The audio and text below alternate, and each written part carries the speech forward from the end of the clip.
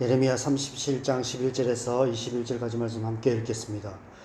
갈대아인의 군대가 바로의 군대를 두려워하여 예루살렘에서 떠나매 예레미야가 베냐민 땅에서 백성 가운데 분깃을 받으려고 예루살렘을 떠나 그리로 가려 하여 베냐민 문에 이른즉 하나냐의 손자요 셀레미야의 아들인 이리야라 이름하는 문지기의 우두머리가 선지자 예레미야를 붙잡아 이르되 내가 갈대아인에게 항복하려 하는도다. 예레미야가 이르되 거짓이다. 나는 갈대아인에게 항복하려 하지 아니하노라. 이리야가 듣지 아니하고 예레미야를 잡아 고관들에게로 끌어가매 고관들이 노여워하여 예레미야를 때려서 서기관 요나단의 집에 가두었으니 이는 그들이 이 집을 옥으로 삼았음이더라. 예레미야가 뚜껑 씌운 웅덩이에 들어간 지 여러 날 만에 시드기야 왕이 사람을 보내어 그를 이끌어내고 왕궁에서 그에게 비밀이 물어 이르되 여호와께로부터 받은 말씀이 있느냐? 예레미야가 대답하되 있나이다. 또 이르되 왕이 바벨론의 왕의 손에 넘겨지리이다. 예레미야가 다시 시드기야 왕에게 이르되 내가 왕에게나 왕의 신하에게나 이 백성에게 무슨 죄를 범하였기에 나를 옥에 가두었나이까? 바벨론의 왕이 와서 왕과 이 땅을 차지하지 아니하리라고 예언한 왕의 선지자들이 이제 어디 있나이까? 내 주 왕이여 이제 청하건대 내게 들으시며 나의 탄원을 받으사 나를 서기관 요나단의 집으로 돌려보내지 마옵소서. 내가 거기에서 죽을까 두려워하나이다. 이에 시드기야 왕이 명령하여 예레미야를 감옥들에 두고 떡 만드는 자의 거리에서 매일 떡 한 개씩 그에게 주게 하매 성중에 떡이 떨어질 때까지 이르니라. 예레미야가 감옥들에 머무니라. 아멘. 제가 주일 예배 때 몇 번 강조해서 말씀드린 것처럼 말씀과 기도는 성전 입구의 두 녹기둥 야긴과 보아스처럼 신앙생활의 두 기둥이라 할 수 있습니다. 다르게 표현하면 신앙의 두 다리와도 같습니다. 신앙생활은 말씀과 기도로 날마다 하나님께 더 가까이 나아가는 삶을 사는 것입니다. 그러므로 올바른 신앙생활은 말씀과 기도에 대한 우리의 태도에 따라 결정됩니다. 날마다 말씀과 기도로 하나님과의 깊고 친밀한 관계 가운데 살아갈 때 우리는 하나님이 어떤 분이신지 알게 되고 하나님의 선하시고 기뻐하시고 온전하신 뜻을 잘 분별하여 하나님의 백성답게 살아갈 수 있는 것입니다. 그래서 우리가 교회 생활 가운데 가장 많이 듣는 설교의 주제가 말씀과 기도입니다. 저도 설교를 하다 보면 결론은 언제나 똑같은 것 같습니다. 말씀과 기도밖에 다른 길이 없기 때문입니다. 이번 주 우리는 유다 역사의 마지막 두 왕 여호야김과 시드기야의 모습 속에서 말씀과 기도에 대한 우리의 잘못된 태도에 대해서 함께 생각해 보고 있습니다. 그 옛날 북이스라엘이 멸망한 것도 그렇고 지금 남유다마저 멸망으로 향하는 이유도 다른 이유가 아니라 말씀과 기도에 대한 잘못된 태도 때문입니다.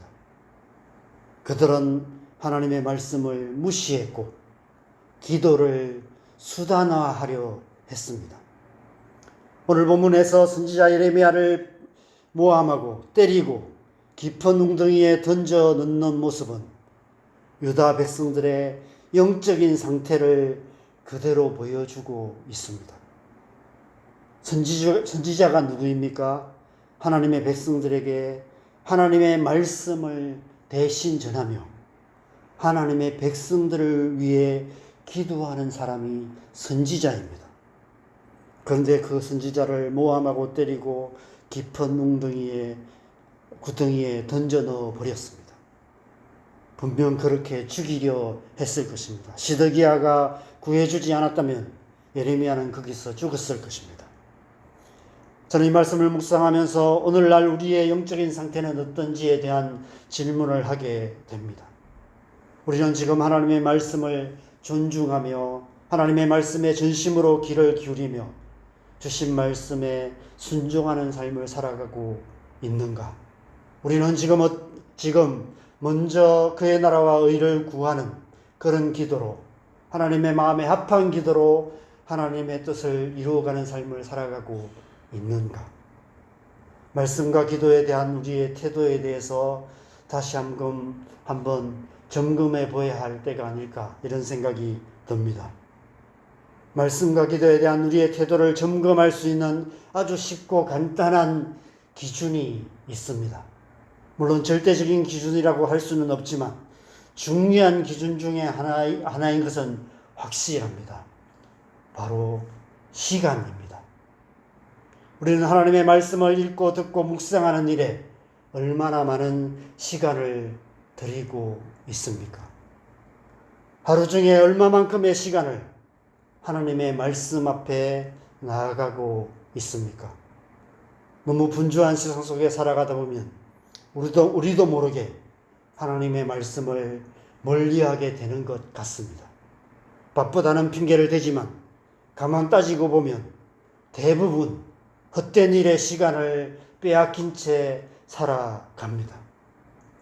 시간이 없다고 말하지만 실상은 우리 안에 하나님의 말씀을 사모하는 마음이 없는 것입니다. 우리 안에 하나님의 말씀을 절구하는 마음이 없는 것입니다. 이 세상이나 세상에 있는 것들을 사랑하며 세상의 안락함과 즐거움에 빠져 헛된 웃음을 지으며 보내는 시간이 얼마나 많습니까? 기도 생활은 어떠합니까? 우리가 함께 찬양했던 찬송 364장, 내 기도하는 그 시간, 그때가 가장 즐겁다라는 이 고백이 우리의 고백이 되고 있습니까? 하루 중 얼마의 시간을 기도하는 시간으로 사용하고 계십니까? 기도가 가장 즐겁다면 당연히 시간 날 때마다 기도하게 될 것입니다. 게임에 빠진 아이들이 시간 날 때마다 게임하고, 시간이 없어도 어떻게든 시간 내서 게임하고, 때론 부모님 몰래 밤새워 게임하고, 빨갛게 충혈된 눈으로 학교 가서 수업 시간에 졸다가 와서도 또 컴퓨터 앞에 앉고 게임기 들고 앉아 있는 그런 아이들처럼 기도에 대한 우리의 마음도 그러했으면 좋겠다는 생각이 듭니다. 오늘날 우리는 말로만 말씀과 기도 하는 것 같습니다. 물론 저도 그런 것 같습니다. 우리의 진정한 영적인 상태는 우리의 삶의 시간표를 보면 알 수 있습니다. 하루 24시간 중 말씀과 기도의 시간은 몇 시간인가가 우리의 영적인 현주소일 수 있습니다. 여러분의 삶의 시간표는 어떠하십니까? 여러분의 영적인 상태는 어떤 상태에 있으십니까? 우리의 삶의 시간표를 새롭게 해야 할 때인 것 같습니다. 말씀과 기도의 시간에 우선순위를 두는 새로운 라이프 스타일을 만들어 가야 할 때가 아닐까 싶습니다. 무엇보다도 우리의 중심에 하나님의 말씀을 사모하는 마음이 필요합니다. 하나님 앞에 나아가 기도하기를 즐거워하는 마음이 필요합니다. 우리의 무너진 중심을 바로 세워야만 하는 것입니다. 이 새벽에 성령의 은혜가 우리의 심령을 새롭게 하시기를 소망합니다. 우리의 무너진 중심을 바로 세워주시기를, 우리 안에 하나님의 말씀을 사모하는 마음, 하나님의 임재 앞에 나아가 기도하기를 즐거워하는 마음을 부어주셔서 말씀과 기도에 힘쓰는 삶을 살아가게 하시기를, 그래서 우리가 이 새벽에도 성령의 은혜를 구하며 이렇게 주님 앞에 나아가고 있는 것 아니겠습니까? 그렇다면 시드기야는 왜 예레미야를 구해 주었을까요? 뭔가 심중에 변화가 있었을까요? 안타깝게도 그렇지가 않았습니다. 예루살렘을 포위하고 있던 바벨론의 군대가 애굽의 바로의 군대를 두려워하여 황급히 철수하고 예레미야 선지자가 백성 가운데 분깃을 받으려고 예루살렘을 떠나 베냐민 땅으로 가려 했다는 소식을 전해 듣고 뭔가 다른 상황이 펼쳐지고 있다고 생각했던 것 같습니다. 하나님께서 지금까지 하셨던 말씀과 다른 말씀을 하실지도 모른다는 기대를 했을 것 같습니다. 그래서 17절에 시드기야 왕이 사람을 보내어서 그를 이끌어내고 왕궁에서 그에게 비밀이 여호와께로부터 받은 말씀이 있느냐라고 물었던 것입니다. 그러나 예레미야의 대답은 조금도 달라지지 않았습니다. 있나이다. 왕이 바벨론의 왕의 손에 넘겨지리이다. 요야김이 예레미야가 선포한 말씀을 기록한 두루마리를 칼로 베어 불사르고 시드기야가 위급한 상황을 모면하기 위해서 예레미야의 기도를 이용하려 했던 것은 그들의 중심이 완전히 무너져 있었기 때문입니다. 말씀과 기도에 대한 그들의 태도가 잘못되어 있었기 때문입니다. 그들은 이미 오래전부터 무너진 중심으로 무너진 삶을 살아가고 있었던 것입니다. 그래서 결국 민족의 역사, 하나님 나라의 역사를 무너뜨리고 말았습니다. 무너진 중심으로 무너진 삶을 살면 무너진 역사를 만들 수밖에 없는 것입니다. 그 무너진 중심을 바로 세우지 않는 한 하나님의 대답은 달라지지 않을 것입니다. 무너진 중심을 바로 세우는 것, 그것이 회개입니다. 하나님께서 예레미야를 비롯한 수많은 선지자를 통해서 계속해서 말씀하시고 또 하신 말씀이 회개하라는 말씀이었습니다. 말씀과 기도로 무너진 중심을 바로 세우라고 말씀하시고 또 말씀하셨습니다. 그러나 그들은 그 말씀을 듣지 않았습니다. 끝까지 회개하지 않았습니다. 하나님의 말씀을 듣고 마음 가죽을 베기보다 그 말씀이 기록된 가죽 두루마리를 베어 불태워 버렸습니다. 금식하며 기도하며 회개하기보다 하나님 은혜를 구하기보다 상황을 모면할 수단으로 기도라는 도구를 사용하려 하고 있었습니다. 말씀과 기도라는 신앙의 두 기둥이 완전히 무너져 있었던 것입니다.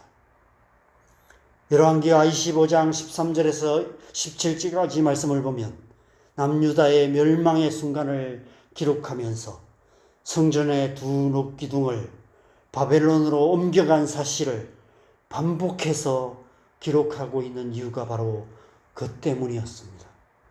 정말 안타까운 마음으로 성전의 두 녹기둥, 정말 어마어마한 기둥이었거든요. 너무 무거워서 옮겨가지 못해서 끝까지 이 두 녹기둥은 남아있었지만 끝내 이 두 녹기둥마저 바벨론으로 옮겨간 사실을 반복해서 기록하고 있습니다.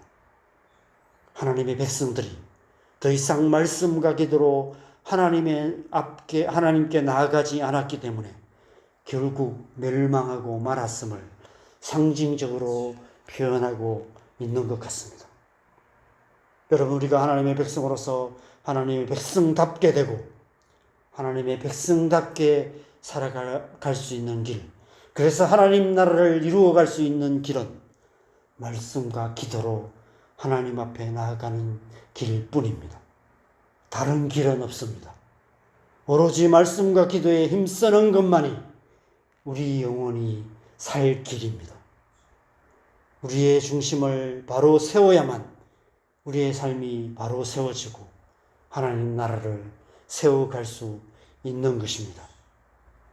이 새벽에 성령의 은혜가 저와 여러분의 심령을 새롭게 하시기를 간절히 소망합니다.